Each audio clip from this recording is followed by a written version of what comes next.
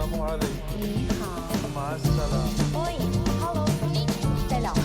Hello. สวัสดีค่ะ Hello, hi, how are you? Welcome to International Student Stories. I am your host, Simon Hamlin. I had never in my life met a person who could claim to be both a published author and an astrophysicist. But that all changed with our guest today, Maryam Esmat. Maryam was chosen to be part of the Forbes magazine Middle East 30 Under 30 list for her work in astrophysics. And she received the youngest author in the Middle East title by Egyptian TV and Media, and Goodreads author recognition for her book called The Escaping Flashback. She graduated from Lycoming College in 2021 and is now working on her Ph.D. at Johns Hopkins University. In this Part 1 episode, Maryam and I talk about her upbringing in Egypt, her journey and adjustment to life in the U.S., and her love for literature and writing. We also recorded a Part 2 episode, so make sure to tune back in the next month to hear all about Maryam's work in astrophysics and her role as a mentor to fellow international students. Before we start, please help us share these inspiring stories with your friends and family. Take a minute to subscribe to and follow the International Student Stories podcast. You can also rate us, share the podcast with others, and write a review. Go ahead and pause this episode right now so you can take action. We appreciate your help. I'm happy to share with you Maryam Esmat's International Student Story.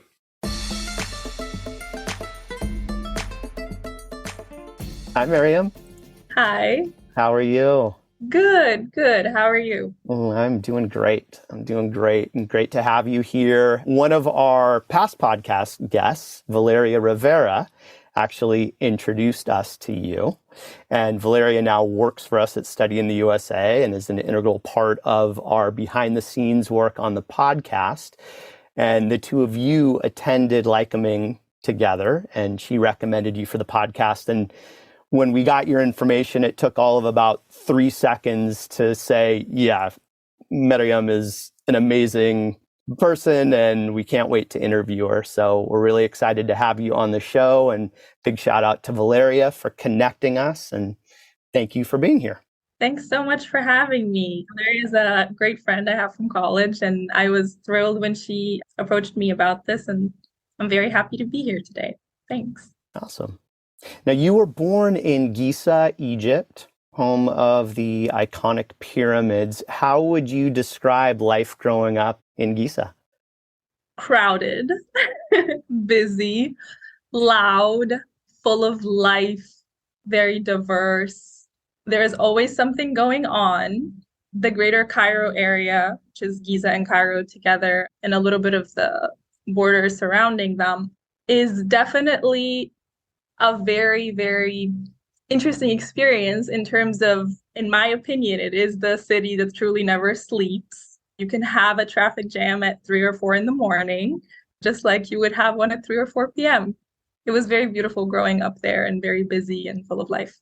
And what was your family life like? I know you grew up in a family of avid readers. How would you describe your family? Avid readers is a pretty good way to describe it. My parents are both very big on knowledge and reading and philosophy. We'd have a lot of very deep conversations about psychology and religion and politics growing up, like during the time we'd be having dinner. My parents are both fellow academics as well, so I didn't fall too far from the tree. And in a lot of ways, I would say that our entire household was based around books. So we had a huge bookshelf, like floor to ceiling, in the hallway of the apartment I grew up in. And in the middle of the apartment, you see it everywhere you go, like whether you have to go to the kitchen or the bathroom or the living room, if I want to go to my parents' room from my room. So books were very present, and they still very much are. Were there any particular ones that you continued to go back to, or that kind of served as like the go-to books or philosophies for you and your family? I would say, so my mom, she is very, very heavy on English literature. She loves Jane Austen and Shakespeare and Dickens, and I could go on and on about my mom's love for literature. My dad, on the other hand, is very big on religion and history and culture. And so between the both of them, I always had a variety of topics to like learn about and read and discuss with them. And the intersections of history and culture from my dad's side and literature from my mom's side gave rise to a lot of psychology and I would say philosophy that later led on to a very huge interest in science. It sounds like you got a pretty amazing education just living with your family. What first motivated you to pursue an education in the United States? Well, I grew up reading a lot of American books, just like a lot of Egyptian and Arab books. But I would say the major reason is because I wanted to study astrophysics and English creative writing, as well as pursue my passion for theater. And liberal arts schools in the United States and abroad, both liberal arts schools in general, follow the tradition of pursuing multiple disciplines at the same time. And so this is why I focused more on an American college or higher education to be able to not choose. Would that not have been the case in the Middle East if you'd stayed in Egypt or gone someplace else in the Middle East? Was that not an option to study multiple things at once? Correct. And not only in the Middle East, I mean, even in Europe, in Russia, in China, if I were to go elsewhere in Africa, even in the US or in North America in general, there are a lot of institutions that do not follow the liberal arts style. The liberal arts style is one type of education or one type of school of thought for institutions, but there are a lot of other types that are also amazing and great. But liberal arts was the one that I wanted that would fit me personally, and that's why I chose it. And how did your family support you in that journey to come to study in the US? Oh my God. That was a very long, I would say, road. Less traveled for sure. As a Middle Eastern woman, culturally, it's not very supportive to let your daughter go somewhere alone as a minor.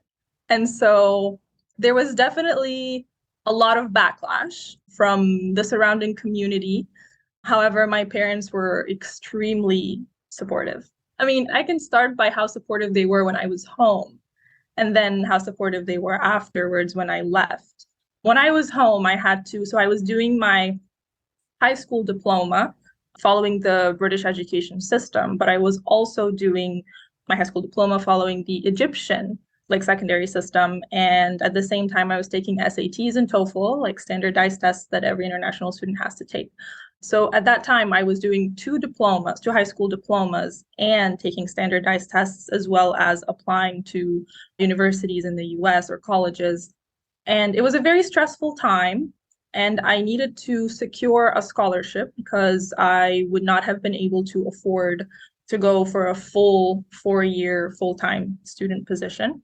And so working on all of these academically challenging aspects was one thing, but living in a community that wasn't necessarily super supportive of nor astrophysics or creative writing, and not very supportive of me leaving and living on my own as a Middle Eastern woman without some type of a guardian, whether it be a mother or a father or a significant other. My parents always reminded me that I needed to do what I thought was best. And they never told me this explicitly. They just always asked me, what do you want to do? And how can we help? I've seen my father specifically having conversations with people who were trying to convince him otherwise.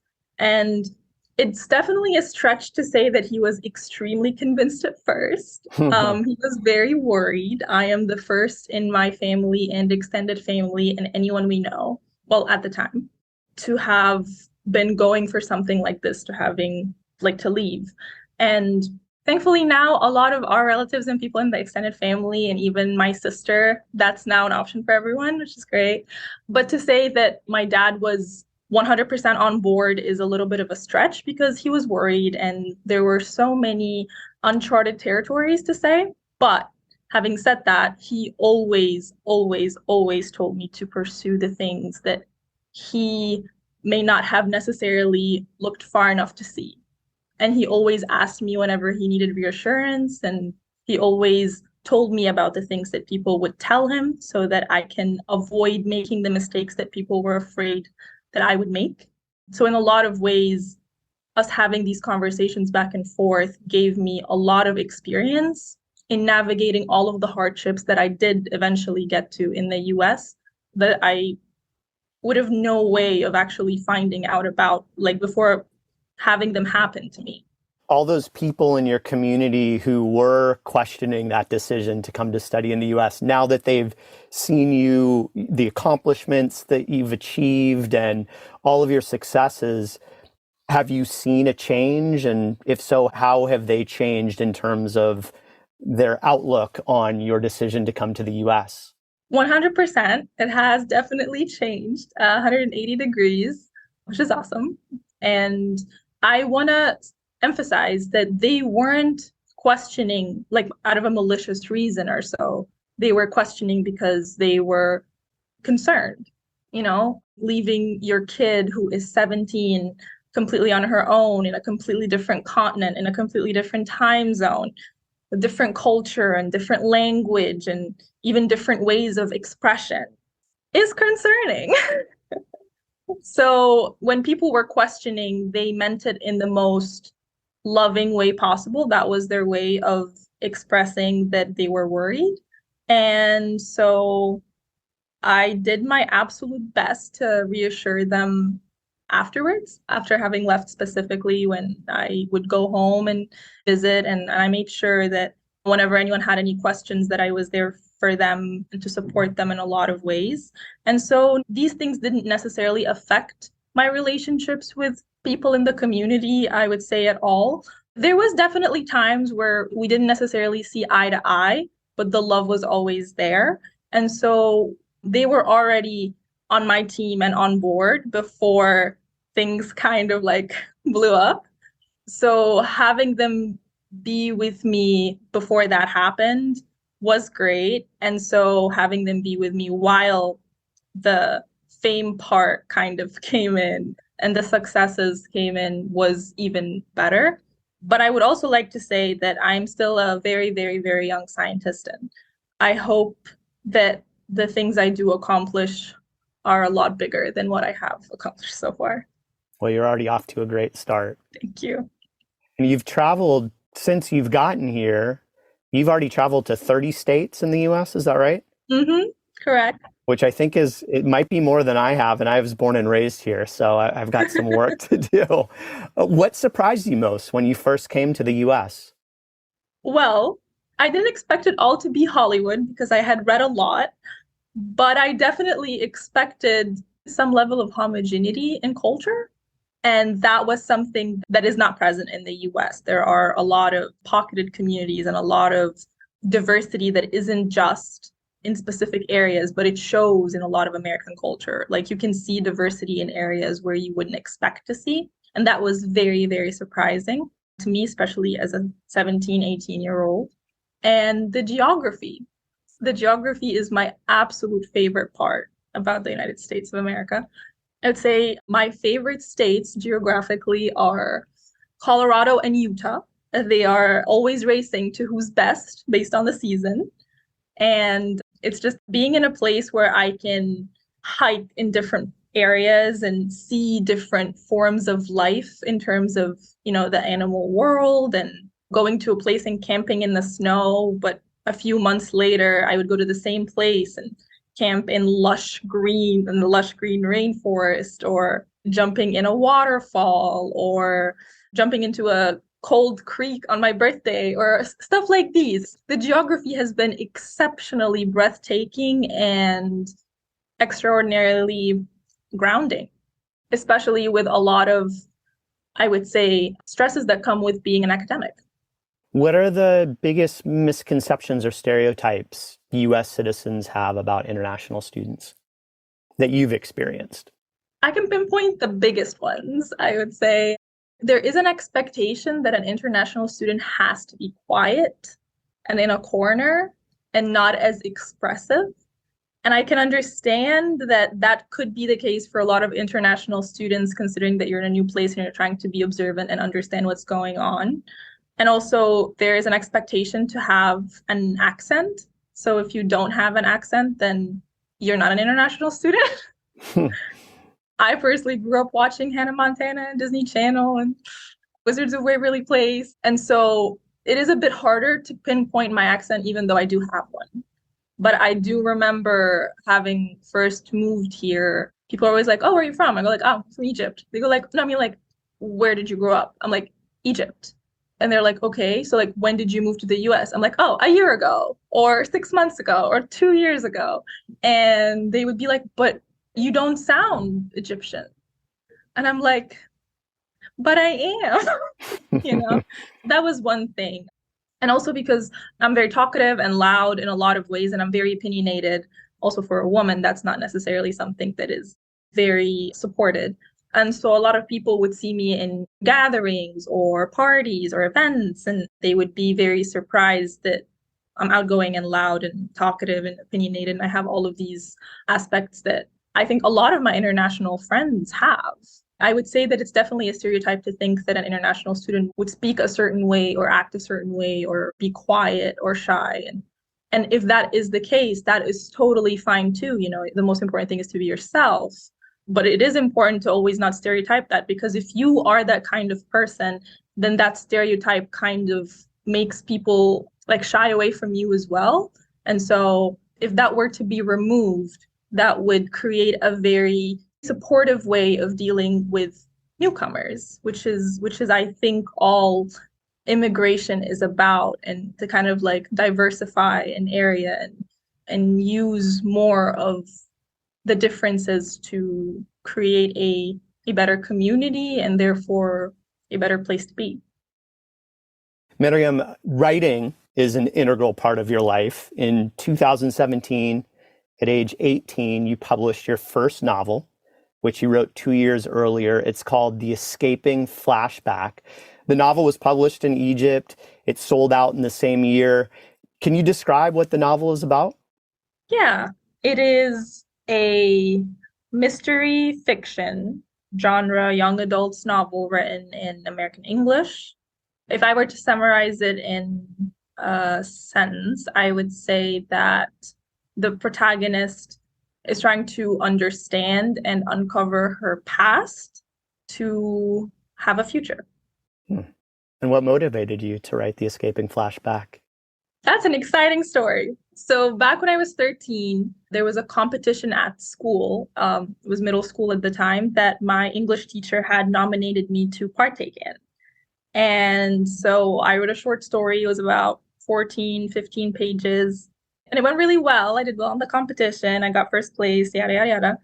And then I got a lot of confidence in my writing ability. Like I had already been writing since I was maybe 6 or 7, but also to say I was also writing at the level of a 6 or 7-year-old, right?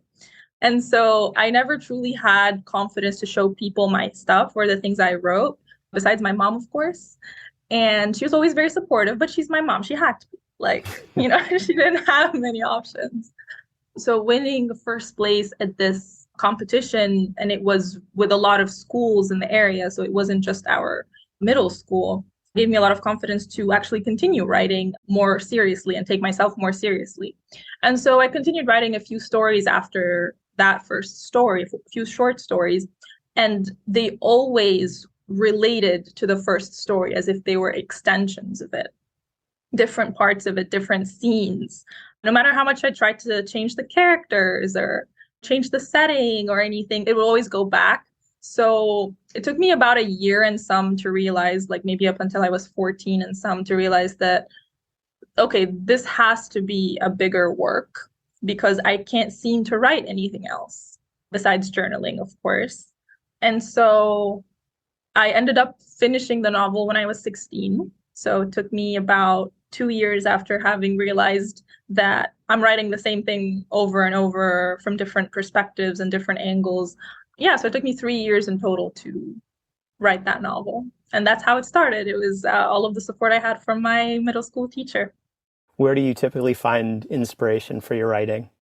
Now that you've gotten that piece of you out there and it's published, and for your next projects, your other writing in the future, where do you typically find inspiration? Science is a pretty big part where I find my inspiration because, especially as you go in deeper and deeper and you understand new things, you probe new environments that you've never been able to probe before. And that becomes very important with creativity. But also interacting with people. As I've gotten older, I've understood the human psyche a lot better than I was at 16.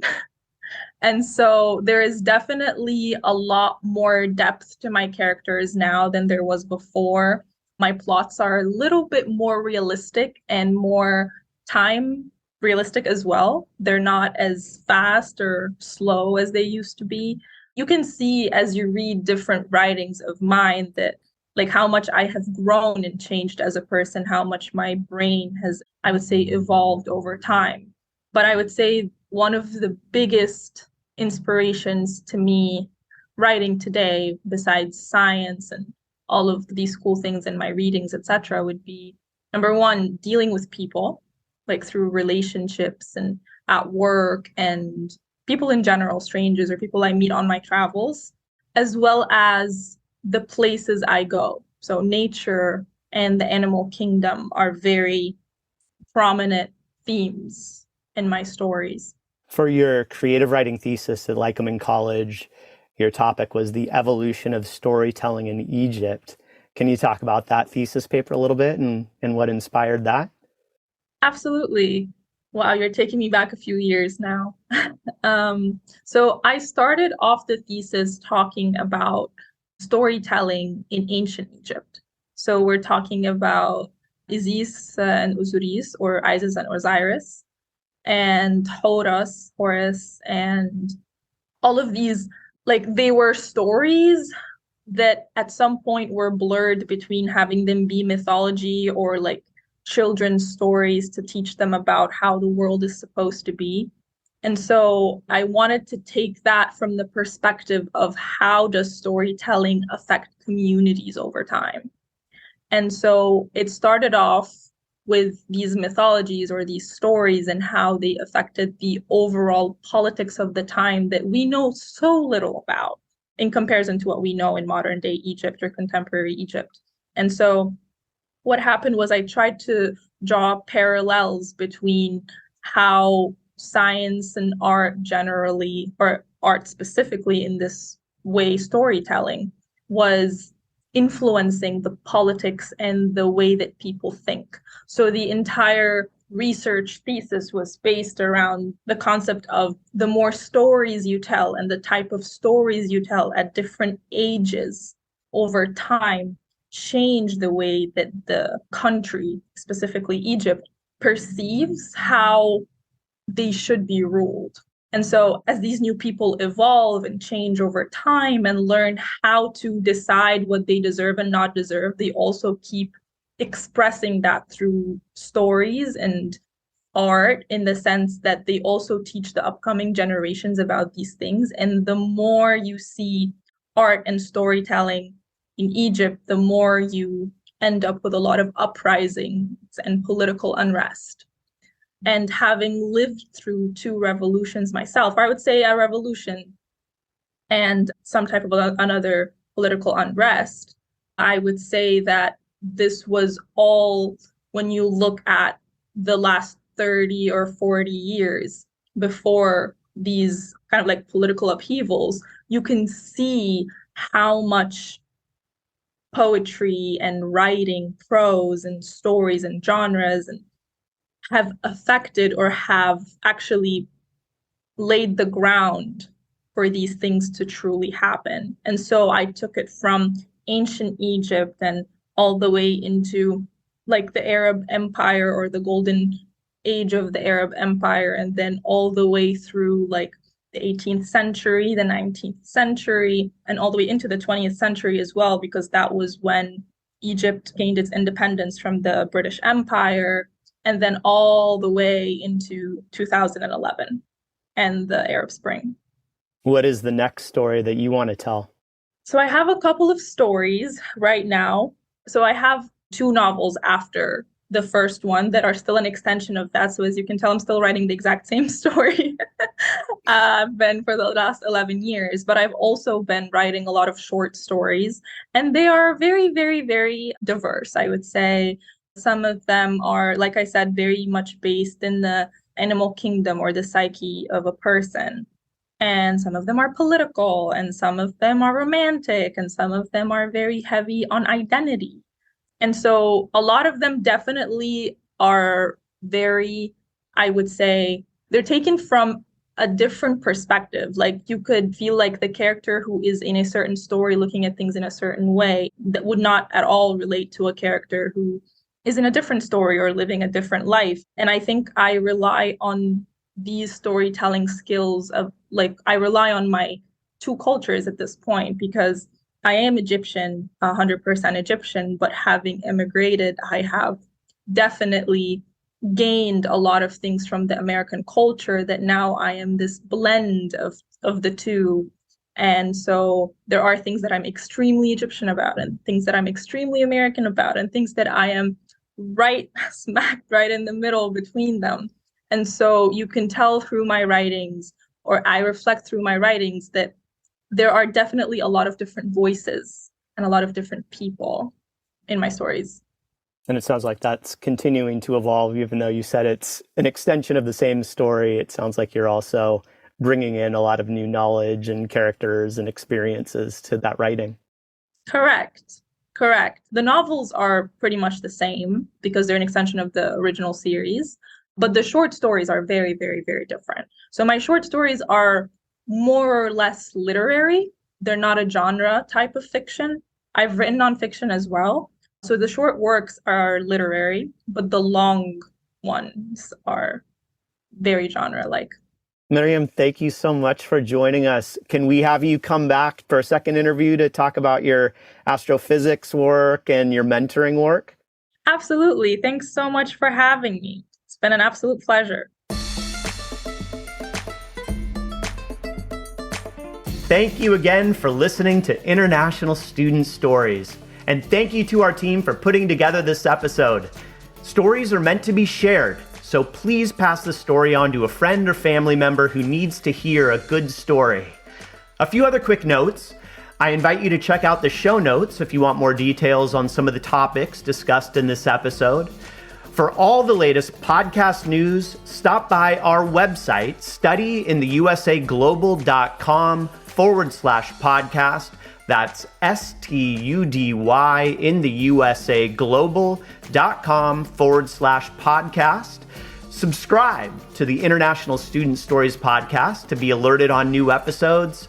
And contact us if you know of a current or former international student whose story needs to be shared with the world. Goodbye for now, be well, and much love to each and every one of you.